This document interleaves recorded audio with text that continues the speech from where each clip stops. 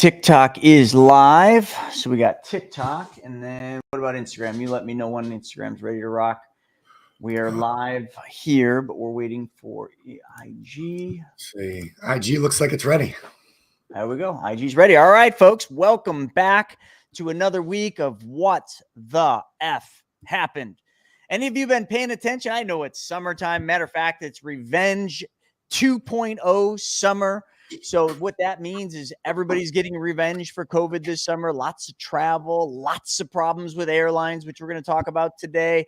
But it is definitely no shortage of craziness in the news. Matter of fact, Stephen, I can't even look at the news anymore. I can't pull it up. I was trying to find content for today, and I literally had to go to white papers, and I had to go off of the news because it's so dominated by politics, but not just dominated by politics, dominated by bullshit that isn't even real. It's just complete, in my opinion, misinformation, but I can't say that. TikTok will flag me yet again. But today, we got a lot to talk about. We got to talk about earnings reports coming out. We're going to talk about Ray Dalio's all-weather portfolio and the revisions he made to them in 2024. We're going to talk about Ray Dalio's vision, or what he's talking about, all over the news. And TikTok, don't suppress me. Like, this is Ray Dalio. I have news articles where he's talking about we're very close to a civil war, and also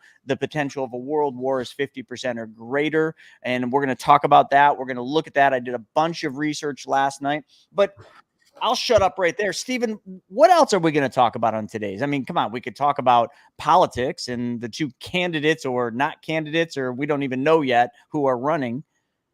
Well, listen, man, I take one what the F off last week. I took the family down to Key Largo. We boated all week, got a nice suntan, and enjoyed the summer a little bit with everybody else.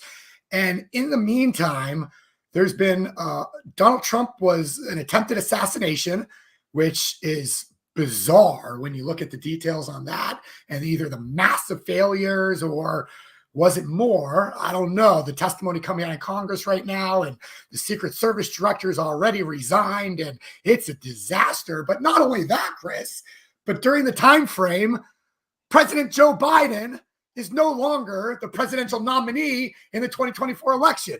So I missed all of this just since the last What the F. So we definitely got to catch up on that. And this resignation of not being the nominee by Biden, oh boy, was this a coup? Was this a little pressure? What's going on there? There's a lot happening in the news. I mean, and I'm prepping up to fly to Buffalo today. As you mentioned, the airlines are a mess. I'm carrying a bag with me. I'm not checking anything. I'm going to be running through there. I'm fingers crossed, because starting tomorrow morning is the first ever private money club inner circle mastermind hosted up in Buffalo at the new office. We're going to be hanging at Chris's house, jet boating, going to baseball games, having a blast with some of our inner circle private money club members. So I'm all in on PMC today. I'm pumped up to fly up to Buffalo later on. Fingers crossed, everybody send positive vibes my way that I make it there on time this evening. But other than that, Chris, what else going on in the news that we'll hit on today? A lot of other stuff, but we're going to get back to everything, and we're going to get back to what the F happened right after this.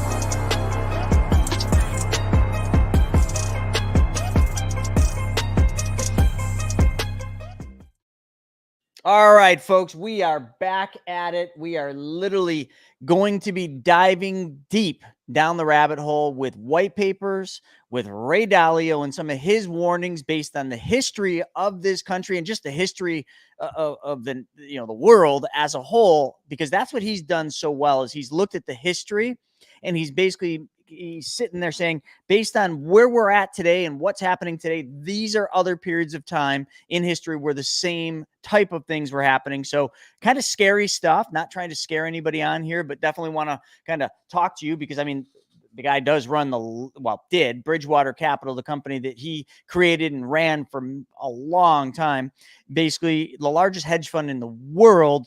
The dude knows a thing or two, and we're going to talk a little bit about him.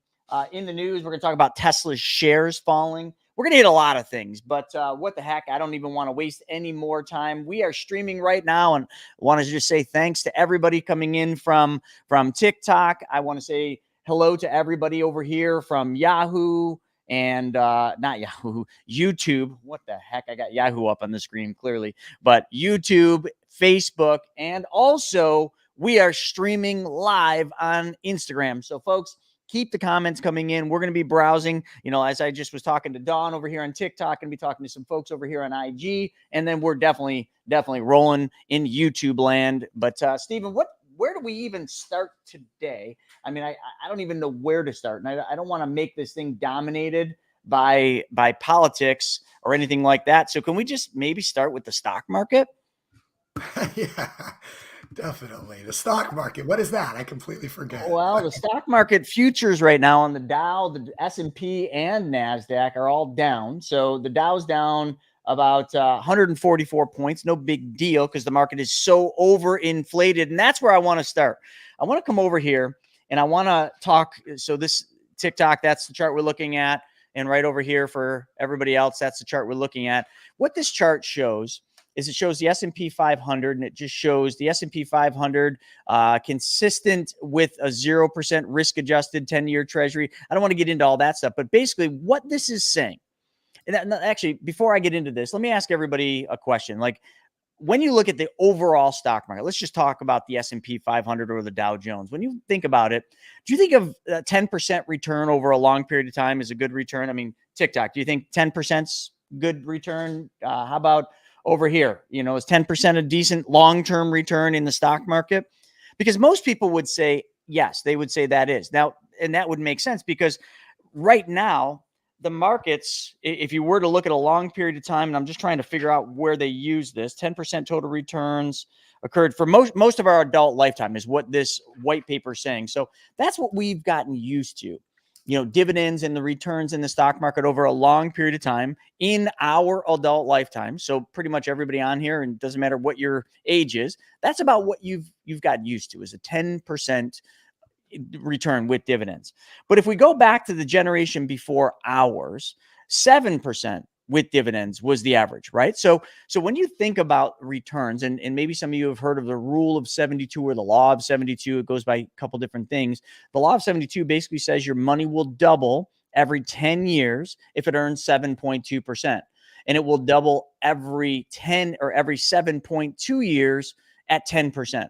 So what you're basically looking at is if 10% was the number that you could expect to get out of the return, your money will double every we'll just call it 7 years, right? That's about what we've gotten used to, which is a little different than the past. But here's where things get a little wonky. And this is, I've been talking about this for a long period of time. Some people don't like me talking about it. They don't want to hear the truth because the truth hurts.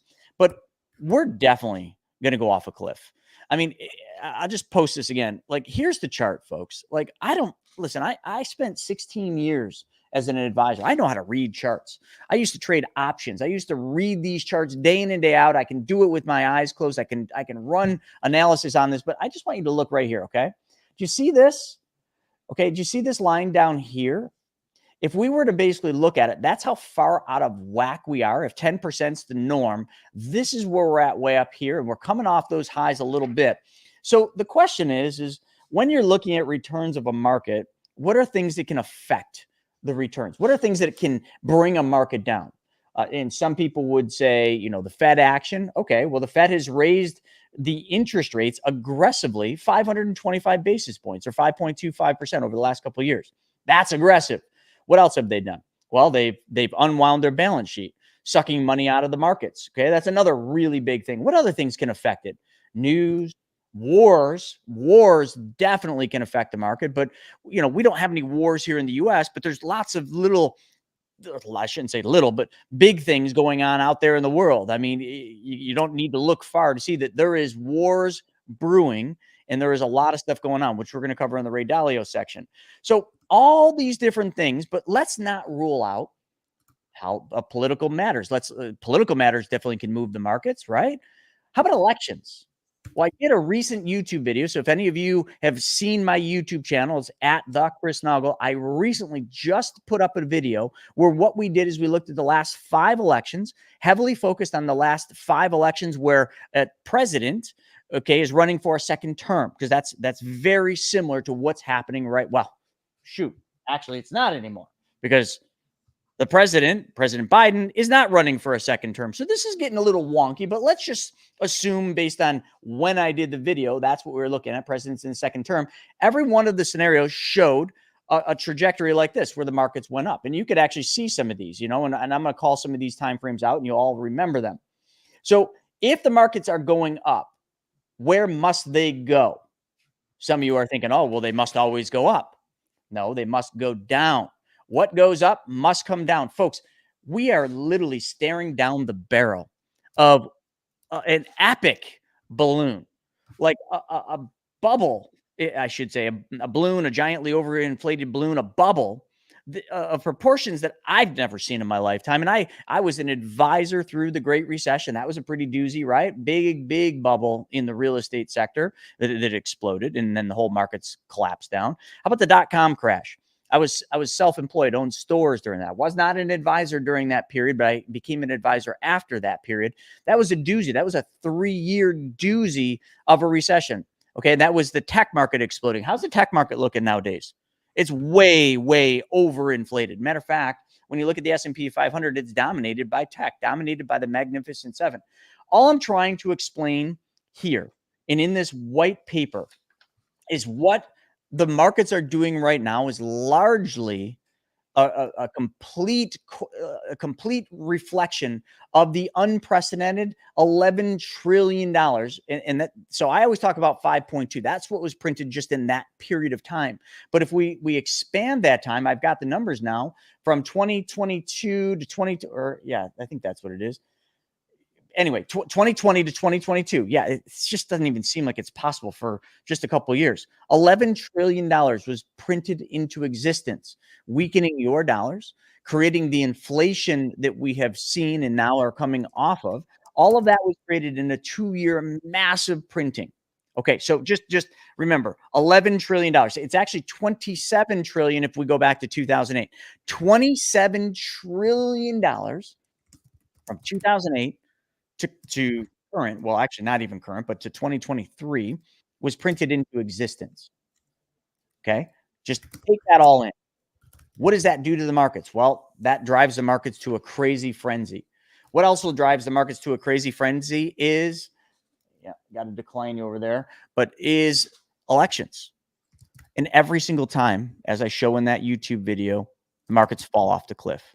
They literally go down. Now, this article is showing a lot of factual data and really a lot of good historical comparisons. I don't want to bore you with it, but what they're basically saying is we could see the likes of 1929's Great Depression if we're not careful, I should say. But I don't even know if we're too far gone.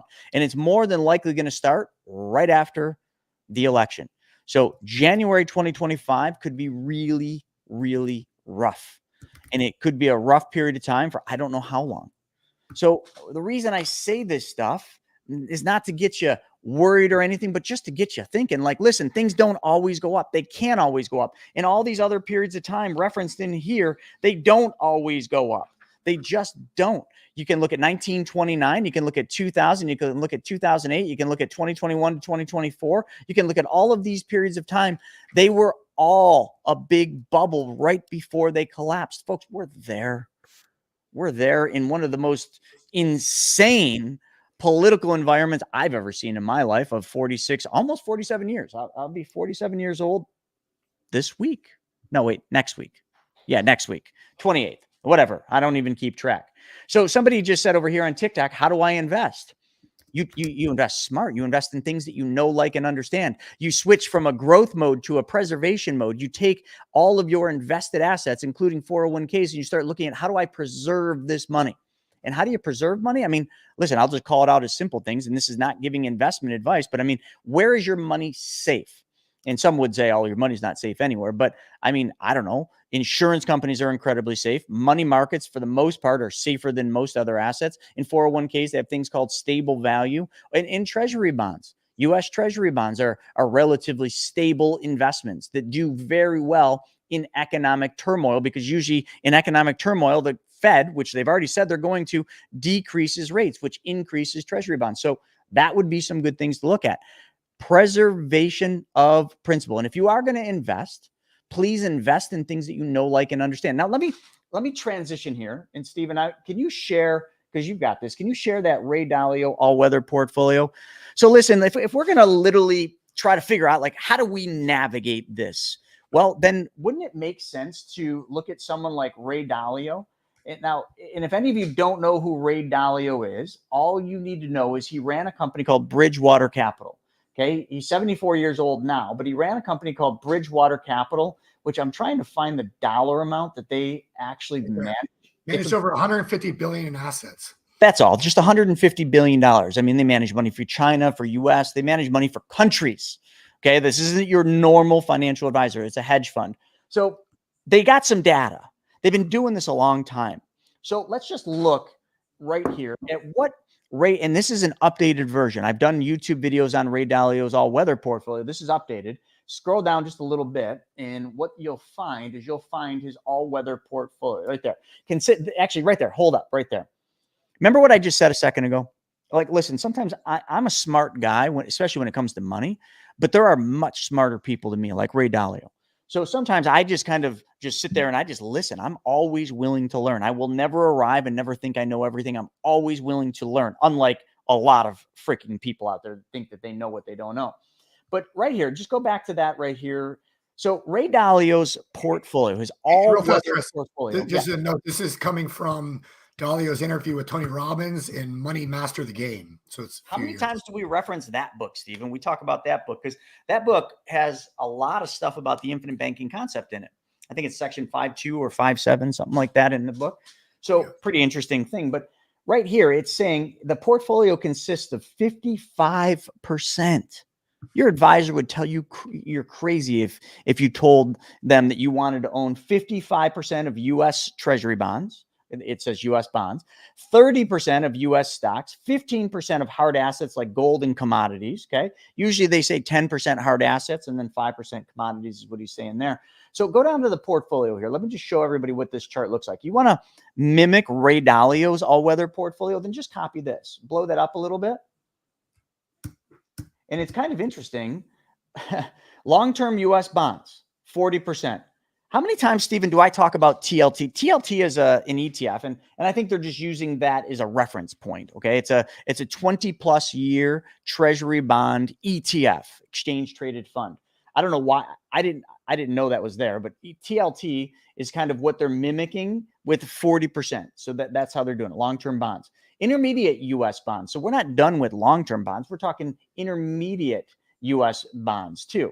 So we got IEF is the ETF they're talking about, but that's 15%, making 55% Treasury bonds. And then only 30% U.S. stocks, which is the SPY. That's diversification. Gold, he's saying 7.5%, and then 7.5% commodities. So the person that asked, like, how do I invest? I'm not saying this is how you invest. This is just how Ray Dalio is investing with his all-weather portfolio. So that might not be a bad place to start. But then you got to tweak it for your own needs and goals. Just because Ray Dalio says this is his all-weather doesn't mean it's yours. So tweak your portfolio to match this. If you're even more conservative, well, then cut out some of that SPY, which is the U.S. stock market, because that's what's going to get hit the most. So Holly over here, Stephen, is asking what book? Money Master the Game. It's a Tony Robbins book. It's a good one. So I just wanted to kind of point that out and start there because, listen, all the white papers coming out, all the economists that we follow and that we get information from, they're all saying the same thing.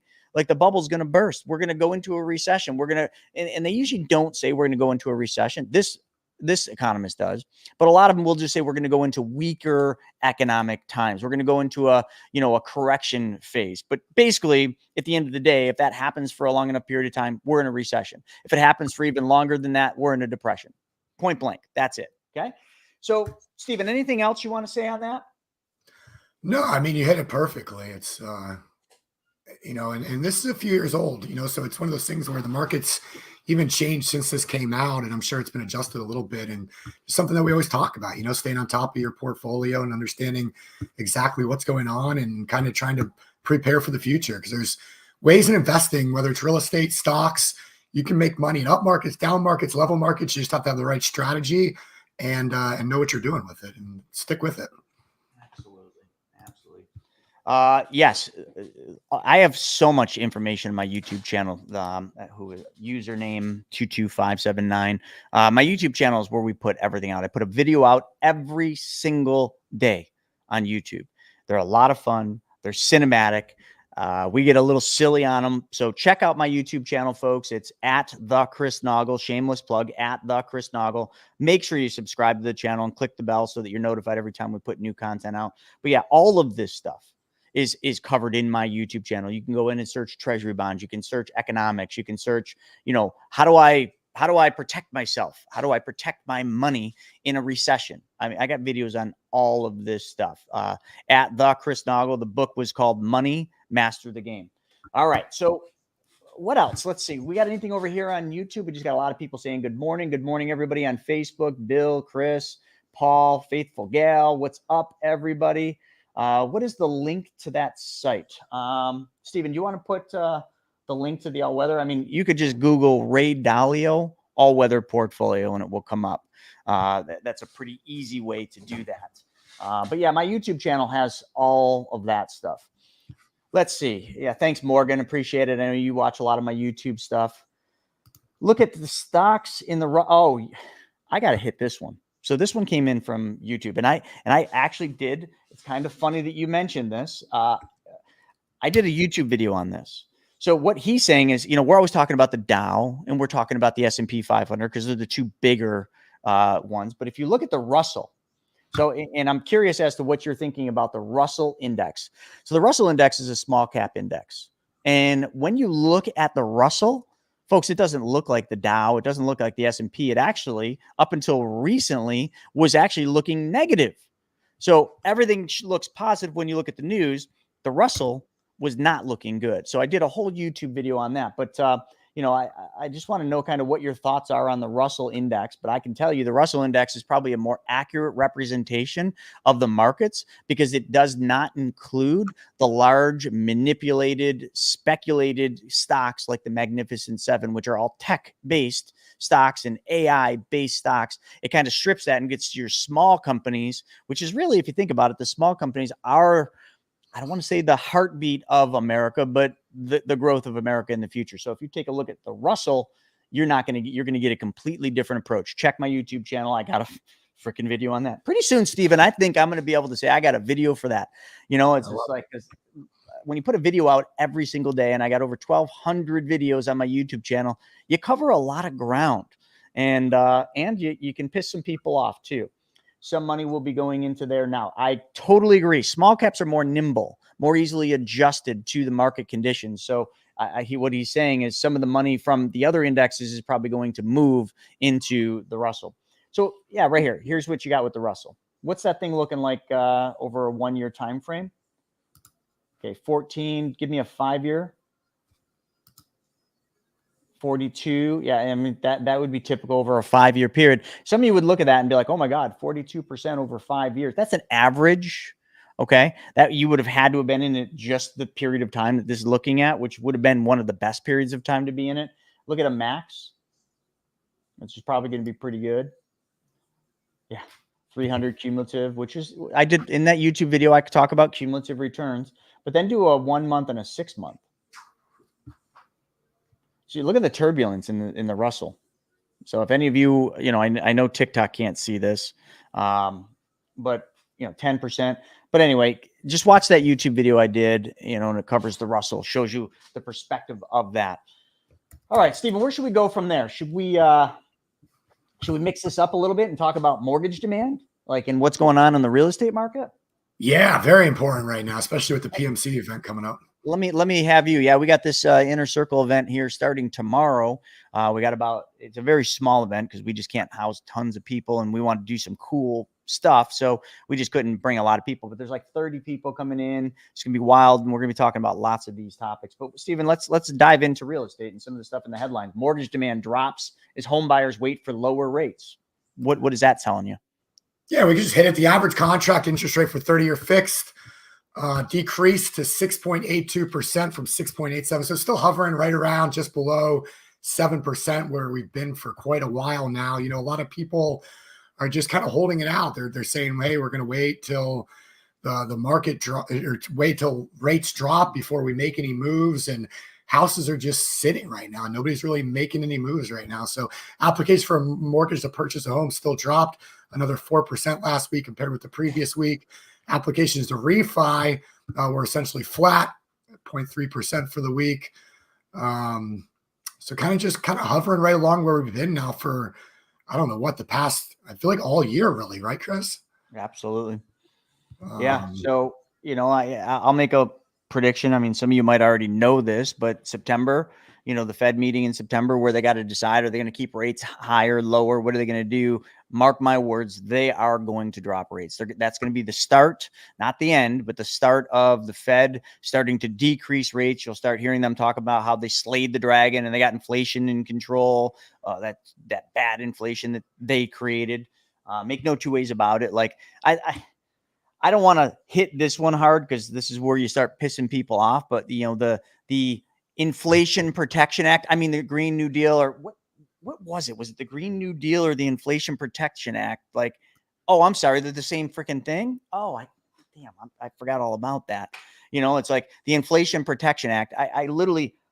I don't argue anymore because an eagle doesn't, go after a crow that's attacking it. An eagle just keeps going because why would it waste its time with a crow? But I get a lot of haters that sit there and try to tell me that the government, i.e. the administration, because we got to kind of define that now. People can't really figure that out, that the government is the reason inflation is coming down. The government and the Inflation Protection Act had nothing. And I literally, it probably hurt the inflation numbers. It probably made the inflation numbers stay higher for longer, as Jerome Powell said. But the Inflation Protection Act or Reduction Act or whatever the hell they called that thing, the Green New Deal, did nothing at all to reduce inflation. And that is a fact. And I will argue that and fight about that all day long. But we're not going to fight about that here. So when you really think about inflation, one of the couple reasons inflation has been coming down is because the Fed increased interest rates, okay, very quickly and very aggressively, and also because they unwound the balance sheet. These are two tools the Fed has in their monetary policy, like control. They can do lots of things. They can basically issue the printing of new money through the Treasury. They can increase or decrease interest rates, which is usually the first line of defense. They can control money flow and the amount of money in circulation and the amount of, you gone to a bank lately? Have you tried taking a loan from a bank lately? It's freaking very difficult to get a loan. A lot of real estate investors are feeling the pinch on that right now because they're not able to refinance their property. Syndications. Any of you invest in syndications, those big fancy commercial blown out of proportion syndications? Yeah, a lot of them are suffering massively because the value of their portfolios are coming down. They can't get the refinance to take out the investors like they told, and they're having a hard time meeting their pref returns. Like you're seeing this across the entire industry. And this is just the beginning. It's going to get way worse because banks are going to freeze up even more. And that's exactly what's going on to me in the real estate market. But the reason you're seeing, and kind of like what Stephen was saying, the reason you're seeing real estate still be pretty aggressive or pretty hot is because people were not selling their houses. Why would you sell your house when you got a 2 or 3% mortgage to go into another house at 8% at a higher price? It just didn't make any logical sense. But now that the Fed has literally kind of drawn the line in the sand saying rates are going to probably come down more than likely in September, because of that, now you're starting to see people, okay, well, now rates are going to come down. So I could start looking at that. They're looking at 6% interest rates in 30 years. They're like, it's not that bad, but you're starting to see this froze up real estate market free up. And as rates come down, it's going to make a lot more people eligible for mortgages. But the problem is, and the one thing that just doesn't ever seem to get talked about, is all of this is going to absolutely bring the price of real estate down. It is, because the price needs to meet the demand. And right now it's out of whack. So price needs to meet demand. Interest rates will help soften that, but we're not going to see it come down where it was. So you're still going to have a little bit of a freeze up in the real estate market for a little bit longer. And then when the market gives way, and like I mentioned earlier in the show, when we start seeing, the market softening, we start seeing the economic conditions slowing, which we are right now, and we enter a recession or go get closer to a recession, people will lose jobs. People will get laid off. It's already starting to happen. You just don't, of course, you're not going to see it in an election year. Silly. Well, why would the news print that in an election year? Okay, you wouldn't. But all this stuff is stuff to consider. And, if you're looking at selling your house and you're like, oh, maybe I'll wait because the price is going to go higher. Don't wait. That's the only advice I can give you on that one. All right. Yeah, there's ways to work mortgage rates. I mean, we talk about it all the time. We have an event coming up. We're going to really hit on it hard in August, our virtual IBC 2-day event that we have coming up. We're going to hit on. But when you look at the velocity of money and paying mortgages, I mean, we have different strategies where, even paying a 7-8% mortgage, you can get that thing, pay less interest than a 2 or 3% mortgage if you have things set up properly on the side. So we'll teach some of those strategies. So it's not always a reason to not make a move just because of the higher rates. And when we look at overall, something, Chris, that I think is interesting is, besides getting the economy moving, everything like that to drop rates, the U.S. is going bankrupt right now. I mean, right now this year, interest payments on national debt are going to shatter $1.14 trillion this year, which, just to put that in perspective, that's eating 76% of all income taxes that were collected. So 76% of all of the income taxes that we all work so hard to be able to pay, on top of all the other expenses in our life, so much of our money goes to taxes and especially income tax. 76% of income taxes this year are getting eaten up by interest. What is interest? It's bad decisions by the federal government over the last several years. So because the government's made all these bad, horrible spending decisions and just shot our national debt up past, what are we at, 34 trillion, with 1.14 trillion just in interest payments this year alone, just boom, those bad decisions are just all of our hard work's going to it. So it's just, we're coming to this head where something has to happen. Like you said, it's an election year, so it's not all going to come out, but there's going to be hard decisions that have to be made. And that's all going to, you look at the stock market, real estate markets, all the markets, that's all going to come into play at some point in the future. So over here on Instagram, I don't know how to say it, but Kala Luke had a question. He said, what if people take some, not all their money out so that we don't have another Great Depression? I mean, that's a logical way of looking at it. Like, but that isn't really what a Great Depression would be. So that if people take their money out, and I don't know what you mean take their money out, but take it out of the stock market, take it out of the institutions, whatever, that wouldn't stop another, recession or another depression. It really comes down to a component of kind of what Stephen said. Like if you're looking at a Great Depression, number one, the biggest thing that would lead us to the next Great Depression or another depression would be a lot of things. It would be the number one, bad monetary policy by the Fed, which, are they going to print money, which is what they've done. But every time they print money, okay, this is the important thing. Every time the Fed prints money, it weakens your dollar. So you're devaluing the currency, the dollar, which is the number one currency in the world, the currency that values oil up till now. Okay. But you got to really look at it is how much more money can the Fed print? But the Fed doesn't really have a choice. Okay. Because the Fed has to print money, or I should say the Treasury has to print money. The Fed has to authorize them printing more money just to keep things going. And listen, make no two ways about it. No matter who gets in office, whether it's Trump or Kennedy or whoever on, Kamala, I guess right now would be the word.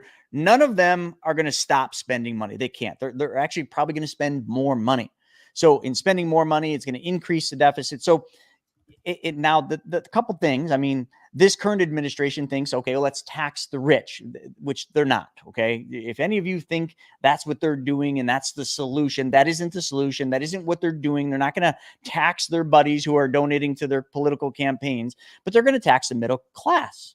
You're the culprit. You're the one getting taxed. Pay attention to your tax returns. Last year, your tax returns went up. This coming year, they'll go up. Does anyone think their taxes are going to go down? I know Trump is saying he's going to eliminate taxes, but in eliminating taxes and things like that and reducing income tax for corporations and everything else that's in the campaign, do you understand that the taxes, they're not going to bail the U.S. out of this debt? Okay, they might help keep pace, but the biggest thing, and I just I hate to keep saying this, but again, I just did a YouTube video Monday on this. We went back and we looked at oil. Okay. And we looked at oil as a solution. Could oil, in being energy independent, help the U.S. get out of debt, or at least minimize their debt to respectable levels, which would be about 70%, maybe 80% of GDP, not 120, not 130% of GDP, that not even sustainable. Could oil bail the United States of America out of the debt? Could it pay down the deficit? Well, the answer is absolutely. It couldn't pay it all off, I don't think, based on our numbers, which obviously there's way more into it, but we just did some rough calculations in that YouTube video. So if we took the United States to a point where we were energy independent, where we produce right now, and I want to give some credit to this administration is producing more oil than any other administration in history. But it doesn't mean that that's good. They're just producing more oil. That oil is all being shipped outside of the U.S., okay, which should be helping to pay down the deficits, but I don't know why it's just not. But taking the U.S. to be energy independent, which is something that Trump is saying he's going to do, and it's something he did last time or got very close to doing it with the Keystone Pipeline, which immediately when this administration came in, they shut it down. And that resulted in almost 30,000 higher paying jobs being eliminated with the stroke of a pen. I just want to point out the facts here. I'm not trying to get political, but that was a fact, and you all saw that happen. I'm not saying energy's clean. Energy's got a lot of cons, but it has a lot of pros, and you got to weigh out the cons and the pros, the good with the bad. But let's just kind of get outside the U.S., outside of U.S. politics, and let's just look at a place called Dubai. Any of you ever seen Dubai? Any of you ever seen what that looks like? It doesn't even look real. You would, if you looked at Dubai and you'd never seen it before in your life, you would think it was an AI generated drawing. You would think this isn't even real. Oh, folks, it's real. I have friends that live there. I have lots of friends that live there. Guys I went to school with live in Dubai. I can tell you it is everything that you see. But here's a couple of unique things. In Dubai, do their citizens get taxed heavily? No. Oh, no. Matter of fact, if you're a citizen, and don't mark my words, and I don't have factual data to back this up, I believe you get a check. Where does that money come from? Where does the check you get from the government come from, or whatever you call it over there? Oil, folks. Everything in Dubai, everything Saudi Arabia comes from oil. If they can do it, why can't we?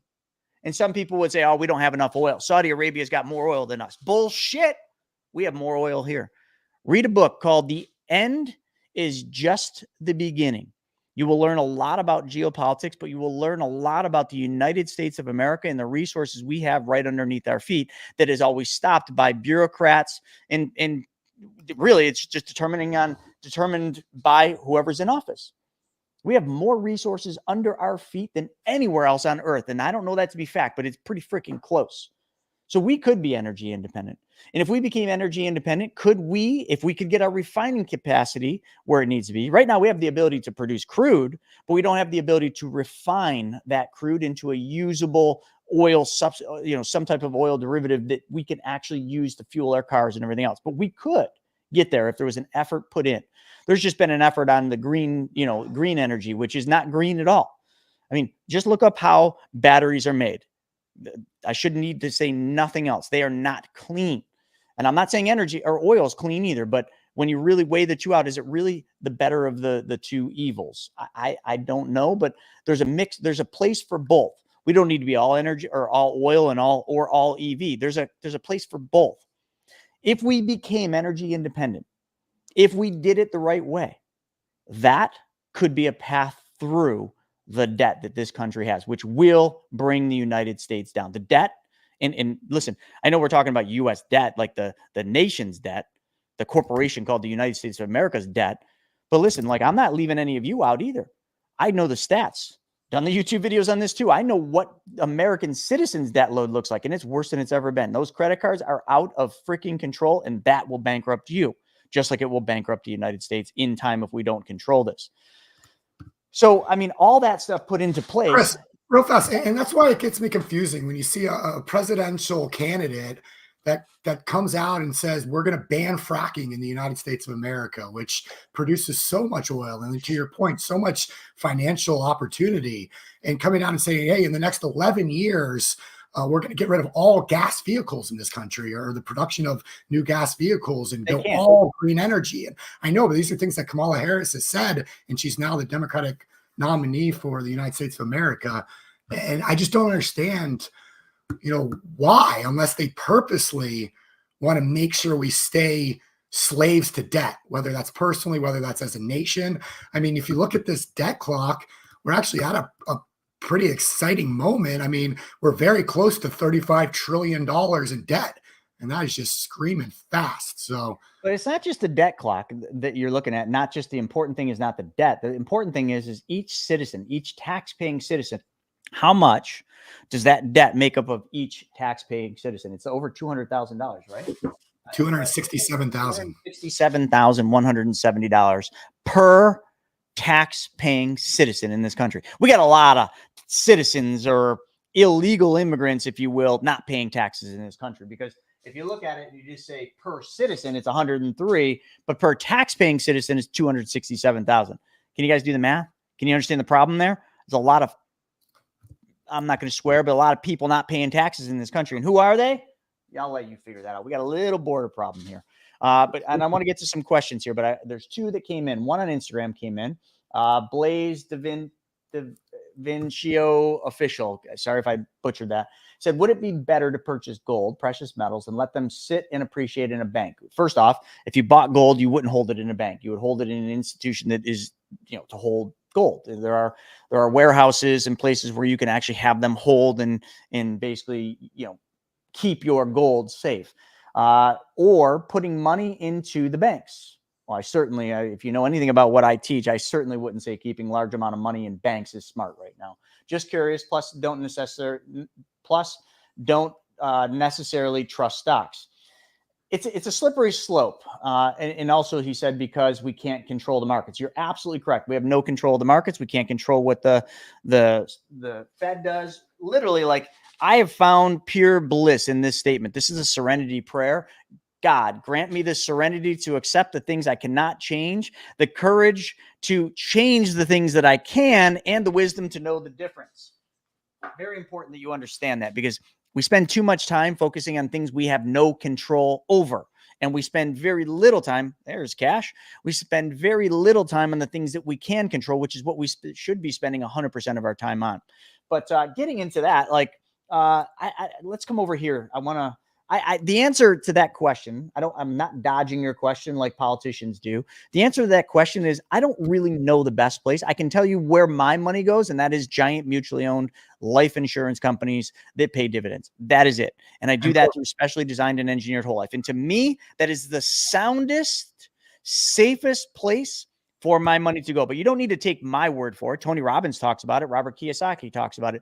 The Rothschilds and the Rockefellers, two of the wealthiest families in the world and throughout history, they keep tons of their money. That's why you don't know how much they're worth. And you could go right through for Disney, and you could go through Ray Kroc, and you could go through history. You could go to the sitting, I guess he's still the sitting president, Biden, and look, they are all using giant mutually owned insurance companies. So where do you keep your money?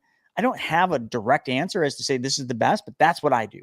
And it has worked very well for me. Stephen, anything you have to say on that? No, I love it. I just posted a link over there. If you want to learn more about why we store our wealth in mutually owned, massive mutually owned life insurance companies, I put a link over there so you can watch a 90-minute video and schedule a call with our team. It's all free of charge, just like this show every single week, just like our webinar today at 1 p.m. Eastern. We're going to show you why large corporations use mutually owned whole life insurance companies to store their wealth, and how they do that with their key employees, how they do that to create entire systems, same as banks do. The largest purchasers of these mutually owned whole life insurance policies are actually banks. Banks purchase more whole life than anyone else in the world. So we're going to teach you that at 1 p.m. today on the Wealth Webinar Series. Go over to chrisnaugle.com and you can register for that for free. And actually, on top of that, Chris, we're going to give out 3 of our best books. Let me show you these while I got them right here. So when you register for that webinar, we're going to give you this one, Drifting Away from Traditional Car Buying. Chris mentioned he puts his money into whole life, but he also didn't mention that he also puts his money in Porsches. So why does he do that? Because he can get all his money back. So you're going to get that book for free, Mapping Out the Millionaire Mystery. This thing is a solid book that's helped literally thousands of people over the country over the last several years. Get this book digitally for free as well. And if you like real estate, and you need to learn how to work outside the banks to borrow more money, or how to safely start lending money to real estate deals privately, just like banks do, securing your money in a first position, getting solid, consistent returns. You're also going to give you this book, The Private Money Guide. So go over to chrisnaugle.com, register for today's webinar, and we'll get you all 3 of those books as well. So there's a couple things. I can't believe time flies by this fast, but I guess I did do some rants here, Stephen. There's a couple things I do want to hit on. I want to talk about Ray Dalio and some of the predictions he's making, based on historic data only. It's right here in Business Insider. Ray Dalio, U.S. on the brink of civil war, but not one where people grab guns and start shooting. So, but before I do that, I want to do something that I think is really important. And I want to remind everybody that we live in the United States of America. And according to what I know, and I don't know everything about every other country, but this is the land of the free, the greatest country on earth. And make no 2 ways about it, I believe that to be 100% true. There is nowhere else in the world that I would want to live more than the United States of America. I think the United States of America is beautiful. I think it provides opportunities nowhere else on earth does. And I also think one of the most important things about living in the United States, at least as of today, in sitting where I am, we have the ability to freely communicate. We have the ability to freely say what we want. We have the ability to free or speech, and we have the ability to the freedom to vote for who we want. We got an election coming up in November. Whoever you guys want to vote for, that's perfectly fine. Like, I don't care who you vote for. I'm voting for Trump. And I don't give a shit what you think of that, but that's why I live in the United States, so I can vote for who I want. I have followed Trump's career since I was a young boy. I've read all of his books. I love The Apprentice. Like, there's just a lot I like about the guy. You don't have to agree with me. That's perfectly fine. Like, we can agree to disagree. We don't need to argue about it. And a matter of fact, Ray Dalio talks a lot about that, which is why I said that. Vote for whoever you want. You want to vote for, Kamala. You want to vote for Kennedy, which I think Kennedy's awesome. I truly, truly like Kennedy. I've always liked the Kennedy family. And, it's a shame. To be honest, it's a damn shame that Kennedy isn't running for the Democratic seat, because I think he would have been an amazing choice. But again, I don't control that. Serenity prayer, just can't control that. But nonetheless, I'm voting for Trump. Love it, hate it, don't follow me ever again, don't do business with me. I don't care. But that's the thing. That's the problem in this country. And when Ray Dalio talks about we are on the brink of a civil war, do you know why? We are on the brink of civil war for exactly the reason I just said. We are divided. We have literally taken something that we have no control over, and that is something that is a freedom of living in this country, of who we want to vote for, and we have turned it into a fucking weapon.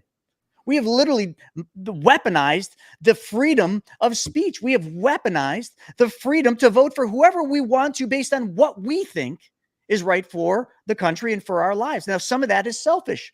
Some of the reasons I'm voting for Trump are selfish. I don't want to pay a lot in taxes. I don't want government to have control. I don't want the government or Kamala to tell me I'm here to help. The government is here to help, because Ronald Reagan back in a speech said one of the number one things to listen for as a trap is when the government says we are here to help.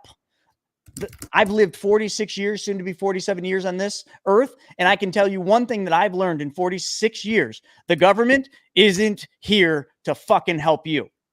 You need to help yourself. And there's a lot of ways to help yourself. Giving is one of the biggest things. The best thing in my day, the best joy I get in my day is working on my foundation, depositing money in our nonprofit foundation so that we can give and give as much as we can. And I give a lot. Okay. And I'll give more and more the older I get and the more money that I have. I'll give and give and give because I find joy in that. Okay. Whatever you find joy in, that's what you should be doing. But I can tell you something. The government is not here to help you. You might think they are because they make promises to you. And listen, and I'm not saying Trump isn't making promises that he probably won't be able to keep, but there are a couple things I know he will fight really hard to do. And that will be to protect our freedoms in this country. And another thing that he will do is I truly believe he will do what he can to bring the U.S. to be energy independent, which I think is a very important thing. And I think that, and Ray Dalio, he doesn't take a side politically, but I think that is definitely one of the things. Now, real quick, Stephen, in this final rant, if we can pull up Business Insider, and I'm ignoring all the comments because I'm sure there's lots of hate coming in, but let's just talk about a civil war.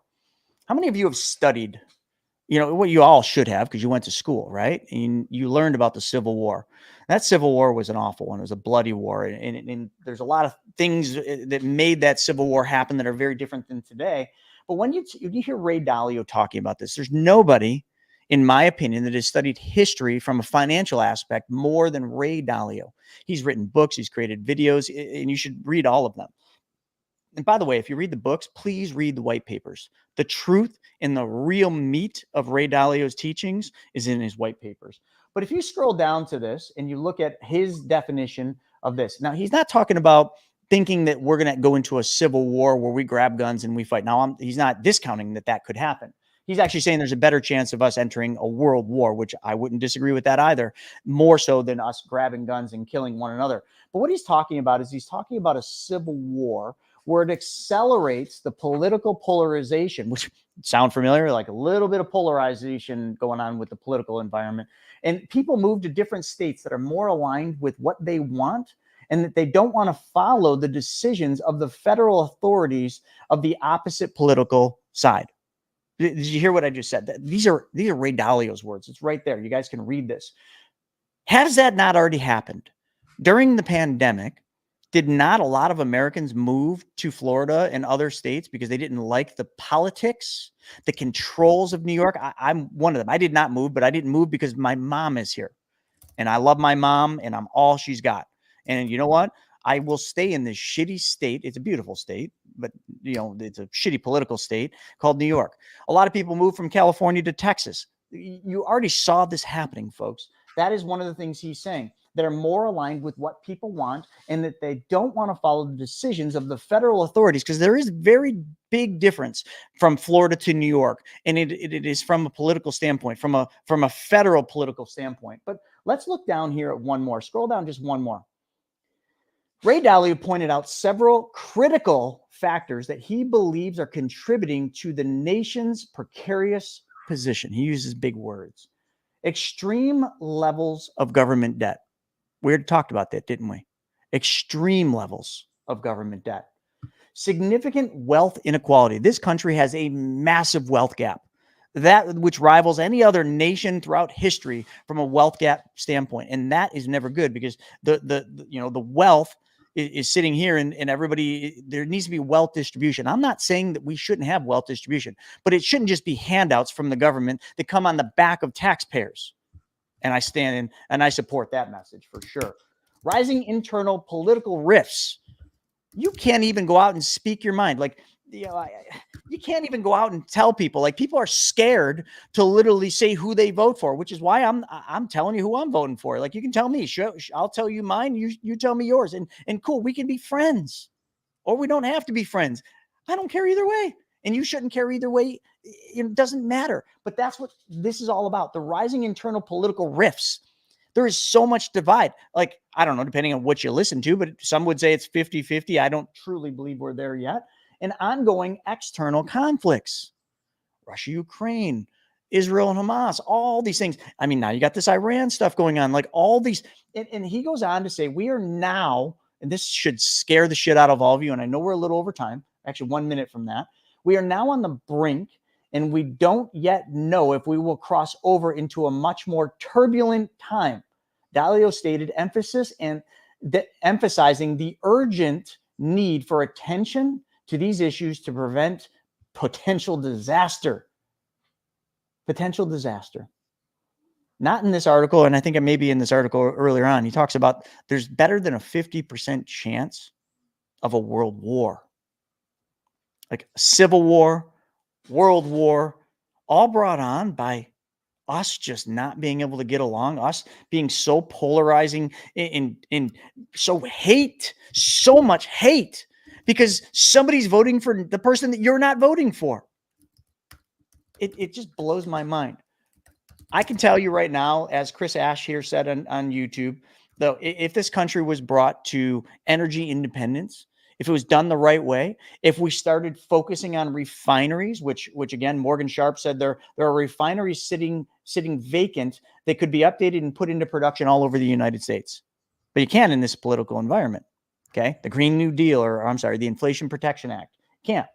Thomas said, well, actually, I'm not going to get into that one, but basically he's kind of just saying Trump needs to do what Elon did. I don't want to make this too much about that. Not many refineries built in the last 40 years. Don't vote for anti-frackers. I mean, a lot of stuff coming in. Be your own bank, Morgan said. David and Dorothy said, what's going on here? TikTok's doing something. Verify to continue. Drag the puzzle pieces. Live will end. See. Yep. So now I'm being, I said something naughty. I said something bad. Don't know what I said bad, but yep, that's it. TikTok's done. Unable to verify. All right. Anyway, who cares? TikTok's, well, anyway, there we go. Yeah. Neil over here on TikTok said, look at California. I thought TikTok was getting rid of me. Have to run. Thanks. Enjoy you being on there. But so lots of great comments coming in, lots of good stuff. But like literally, like folks, think about that. You know, we need to be united, not divided. And that's the only message we should all be focused on. Now, I'm not saying that's going to happen because it probably isn't. You know, I've seen things, you know, just in the last couple months that just, I don't know what else to call it other than Satan's been fucking busy. It's the only thing I can call it. The hate in people, just because somebody's voting for the person that they're not, just because somebody's sitting there waving a flag, like the hate, that to me, that is Satan at work. And I don't know what else to call it. So you guys can all call it what you will, but I know we're out of time here and I don't want to say much more, but just remember like where we're headed. Just know where we're headed. We're headed there and it can be stopped, but we need to come together. We need to not divide. We need to come together. And I just don't know if that's even possible, but it could happen. It could happen if we had the right leader that was to pull us together. But right now, like none of the candidates, I don't think they can because they wouldn't win. It's a scary freaking time. So I don't know what to say. My vote goes to Trump. That's what I'm going to say. What do you got to say, Stephen? I love it, man. My flights are delayed, so I'm going to deal with this and see how I can get up to Buffalo somehow or another today. Other than that, good show today. We didn't even hit on the chaos going on in the airlines just because Microsoft had a glitch or whatever the hell they call it. Some kind of, wild, man. Wild stuff. Yep. Nice. I think everybody, tonight, right before you go to bed, put your knee on the ground, put your hands together and just pray. Pray for somebody that needs that prayer. Pray for yourself. Pray for your family. Pray for the airlines. It doesn't matter. Just pray and just continue to do that every single day. And I think that will help many of you because if we can just bring God back in and that'll help push Satan out, I think that would be a good start. But with that being said, folks, thanks for joining us for another episode of What the F Happened. We will see you this afternoon at 1 p.m. for the Wealth webinar. Till then, have a good day.